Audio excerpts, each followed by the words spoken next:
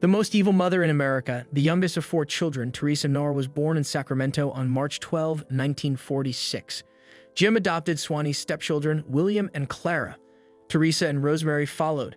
Jim manufactured cheese and Swanee worked in forestry, making the family comfortable. Swanee's money assisted the family in the 1940s, when many women didn't work. Jim Knorr's late 1950s Parkinson's halted their Sacramento run.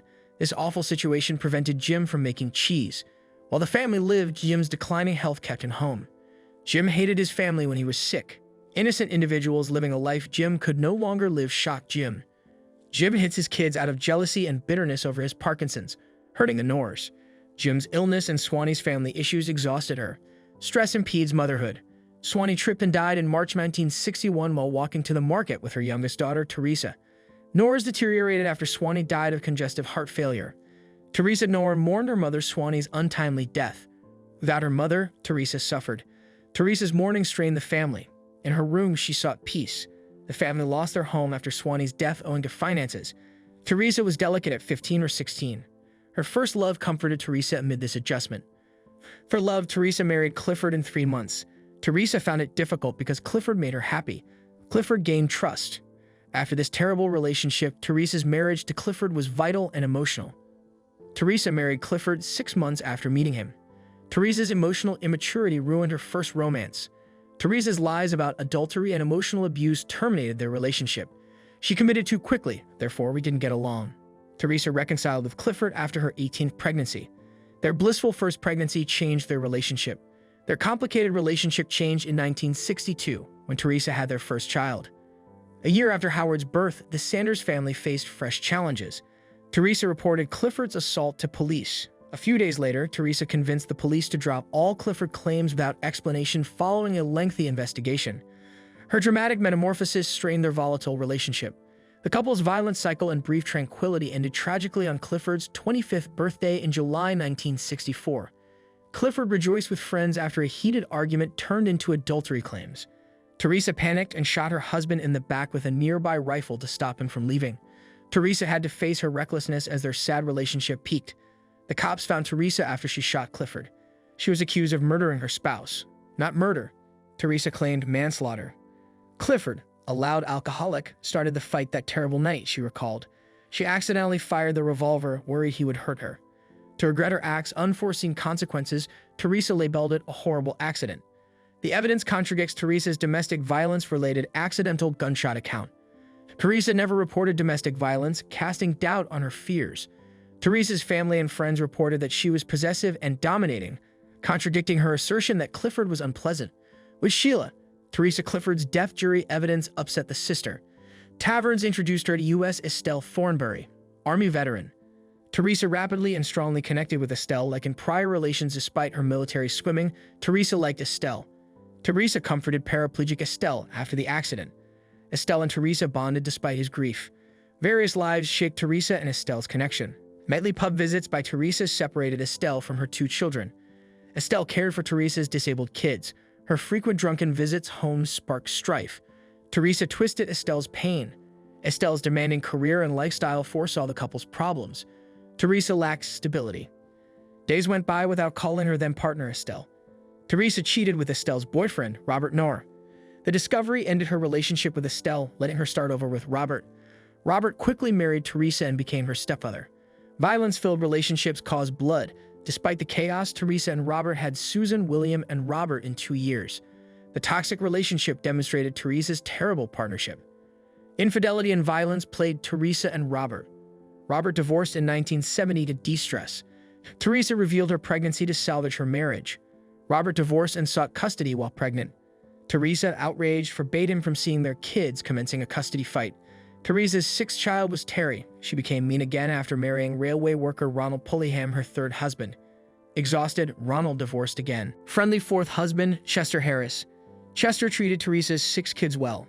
Despite Teresa's harshness, Chester brought the kids out and gave them gifts to bond over. He worked and supported Teresa's family, especially her children, making him her best partner. Stepfather Chester's Susan affair ended Teresa's 4th marriage. Teresa was jealous of Susan and Chester's closeness, generating conflict. Chester was devoted until Teresa saw his stunning naked photos. Teresa misinterpreted his adultery and divorce. A single mother of 6, Teresa ignored her appearance and self-esteem while her alcoholism wrecked her. Due to her mental decline, Teresa Gnar became upset with her daughters Susan and Sheila in adolescence. Teresa victimized them for attention. Insecurity drove Teresa away, hurting the family financially. Neighbors said the Gnar's one-bedroom flat smelled and was dirty. Teresa Gnar's mental health plummeted after her older sister, Rosemary, died unexpectedly. Grief drove her attacks on Susan and Sheila. Rivalry, force-feeding, and maltreatment damaged sisters. The murder of her sister Rosemary made Teresa Gnar more aggressive due to mental instability. Teresa's abuse and family isolation were nightmares. Her daughter, Susan, recovered rapidly. Teresa didn't look for her daughter. Police suspected the Gnars of neglect and apathy after finding Susan on a road. After Susan didn't flee, Teresa informed authorities her daughter's accusations were mental illness and needed medical attention. Teresa mistreated me more at home. When leather gloves wore her out, Susan made her kids continue. Her cruel mother made her siblings protect Susan under the kitchen table for 2 years. Susan went 2 years without food or drink at the kitchen table. Dehydrated and hungry, she suffered. Teresa beat her kids hard one July 1984 night. Teresa released Susan and gave her youngest daughter, Terry, a gun to shoot her if she escaped. Different sources say Teresa or Terry shot Susan in the back later that day. Teresa's 18-year-old daughter, Susan Gnar, was mistreated. Evil Teresa's boys stole Susan's stuff and drenched her in gasoline before burning her in a distant spot. A witness mistook the horrific image for a forest fire the next day. To identify the charred victims, police tried. Susan lost dental records due to Teresa's refusal to see a doctor, making this terrible crime tougher to solve. Susan was declared a Jane Doe after the morgue failed to identify her. After the autopsy, investigators couldn't solve the brutal murder. The physical abuse, large ovarian tumor, and soot in Susan's lungs, indicating she was burned alive, were concerning. No victim data was found in public leads by officials. The morgue was packed. Therefore, fingerprints and dental data were saved, but the case was unsolved. Although Teresa remained unpunished, Susan's death stopped her violence. Soon, she found a new victim for her oldest daughter, Sheila. Though untied, Sheila was thrashed harder than Susan. The more frequent beatings, and then Teresa got another idea. As we know, the family was struggling a lot financially, and struggling is an understatement. They were barely eating because all of the government aid that they were getting was going straight on alcohol. They could barely afford their home. They could barely afford anything, absolutely anything, and Teresa was drinking more and more these days. The more she got into her addiction, the more it took to kind of get her to the same drunkenness as she once was, and so she was drinking. Mara Mom, when he was going on alcohol money, was getting tighter than it ever was, and they needed to find a way to make something, and that's where Sheila came in. Teresa started forcing her daughter into prostitution to be able to make a bit of money for the family. Of course, when she first mentioned this to Sheila, she begged her mother not to go through with it. She said that she could go out and find a job elsewhere. She didn't need to do that, but her mother was adamant. And at the end of the day, with the way that she did with Susan, the kids were so terrified of her now. They'd always been so scared of her. But now she killed one of them. The kids were literally doing anything and everything they said out of fear for their lives now. So this began. Sheila was forced into prostitution. And at first, she absolutely hated it. And of course, wouldn't you? But as time went on, she started to realize that this could actually be her way out of this abusive household, potentially. So the way that this would go, Teresa couldn't go with her. That would be weird. So Sheila would go out, she would do her job, and then the men would give the money directly to Sheila. After Teresa forced her into prostitution, Sheila collected money to escape her violent family. Teresa chastised Sheila more for her STI.